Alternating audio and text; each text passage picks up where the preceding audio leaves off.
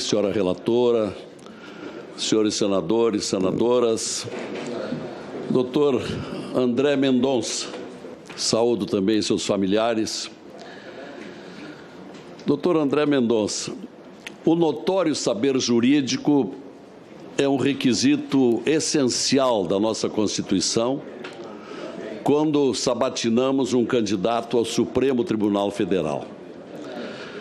E já percebemos na sua longa manifestação, afinal, Vossa Excelência já está aí há mais de 2h30, exaustivamente descrevendo o seu conhecimento sobre as nossas ciências jurídicas e sociais, já foi ao exterior mais de uma vez buscar mais conhecimento, é um homem da academia, já esteve na Advocacia da União, na Controladoria, no Magistério Jurídico e no Ministério da Justiça.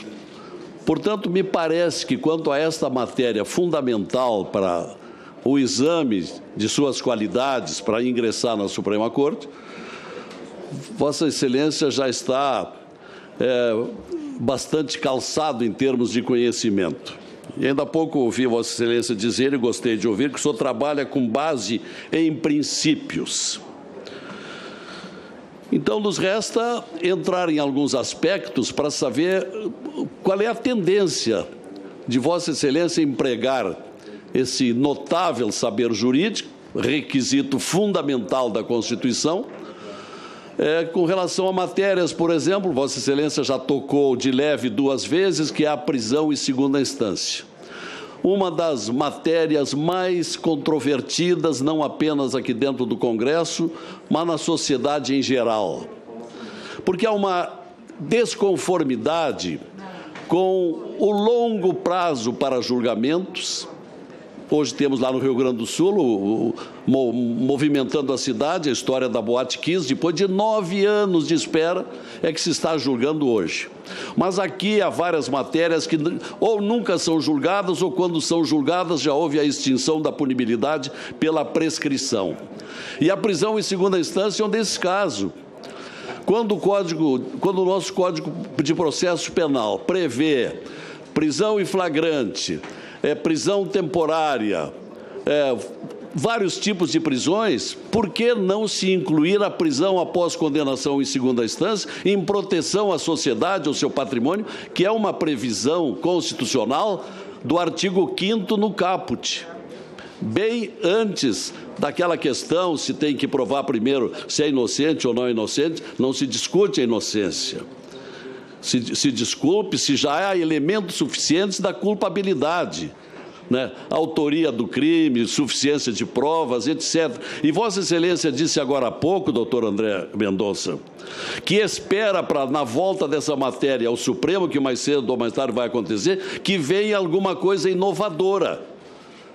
E aí eu lhe pergunto, essa coisa inovadora seria definir se é cláusula pétrea ou não? E aí a minha pergunta: Vossa Excelência entende que prisão em segunda instância é matéria de cláusula pétrea ou não? Eu acho que não, mas quero ouvir a sua opinião, até porque tem um projeto de lei aqui há 3 ou 4 anos, o projeto 166, projeto de lei, que procura incluir no artigo 283 do Código de Processo também a hipótese da prisão após condenação em segunda instância, para evitar que os delinquentes continuem ameaçando a sociedade.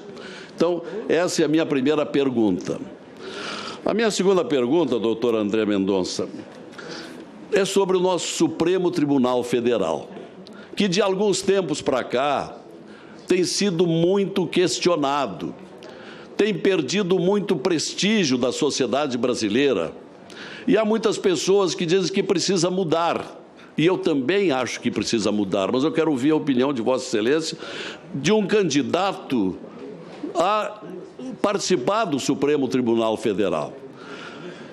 Tem uma PEC 35, Vossa Excelência fez uma referência aí, tangenciou rapidamente há pouco, que propõe a mudança de critério de indicação, não mais por parte do Presidente da República, porque hoje em dia, e há muito tempo, o Supremo vem sendo aparelhado por ideologias ou interesses políticos ou conveniências de governo, E isto não constitui uma verdadeira, uma legítima Suprema Corte. Então, a proposta, juristas, um grupo de juristas de várias procedências, dos tribunais superiores, da Procuradoria-Geral, da OAB, etc., fazem uma lista tríplice, vai ao presidente, o presidente tira o nome e entrega para a sabatina do Senado. E um outro item é com relação a uma proposta de fim da vitaliciedade. Não há renovação de jurisprudência com ministros que estão lá por 25, 30, 35 anos e cujas decisões são conhecidas da sociedade brasileira pela repetição. Então, que se tem, a exemplo de alguns países da Europa, Suécia, Espanha, Portugal, Alemanha, que haja prazo fixo, duração, por exemplo, a minha proposta, 10 anos. Gostaria de saber qual é a sua opinião para que haja essa renovação do Supremo Tribunal Federal contra uma corte que hoje é muito questionada e desacreditada, principalmente pelas exorbitâncias, pelos excessos dos últimos tempos, pelo ativismo judicial.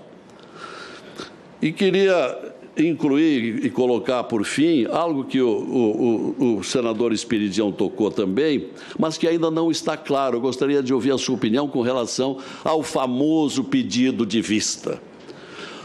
Ministro, juiz, desembargador, pede vista de um determinado processo que deveria voltar nas semanas subsequentes, mas não leva apenas semanas ou meses, leva anos e anos, e quando volta já não há mais o interesse social.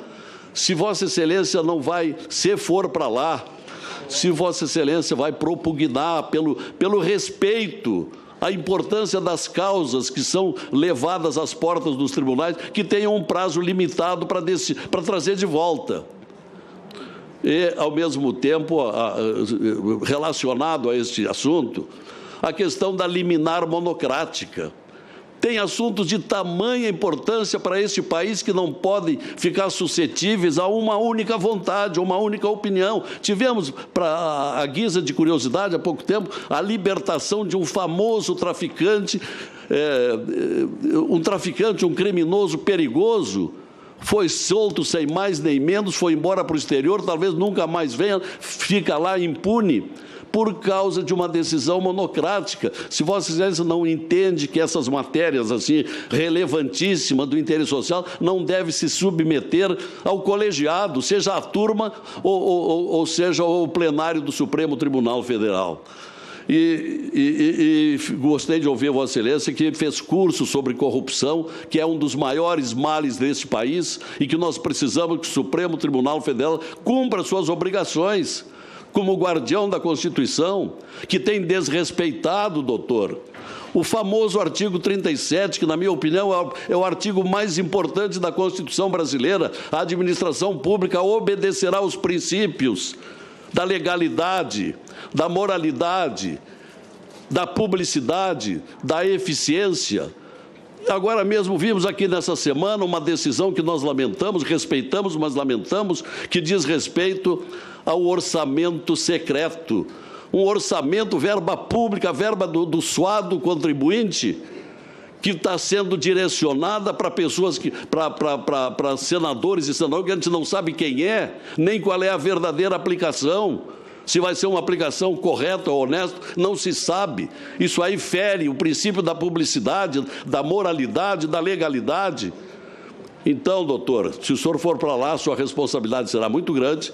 Se Vossa Excelência não agir conforme a Constituição, Vossa Excelência vai receber críticas como tantos têm recebido atualmente, que exorbitam, exageram, se equivocam, prendendo.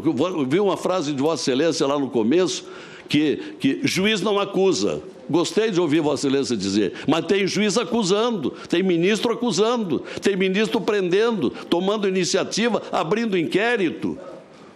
Ora, isso não é Suprema Corte, isso desonra aquela corte que foi frequentada por juristas brilhantes e que hoje não se vê mais a repetição. E gostaríamos que Vossa Excelência recobrasse, reabilitasse esse conceito que deve ter a nossa Suprema Corte. É o que eu queria lhe questionar e agradeço a sua atenção. Muito obrigado, senador Lazier. Com a palavra, o senador Fabiano Contarato. Obrigado, senhor presidente.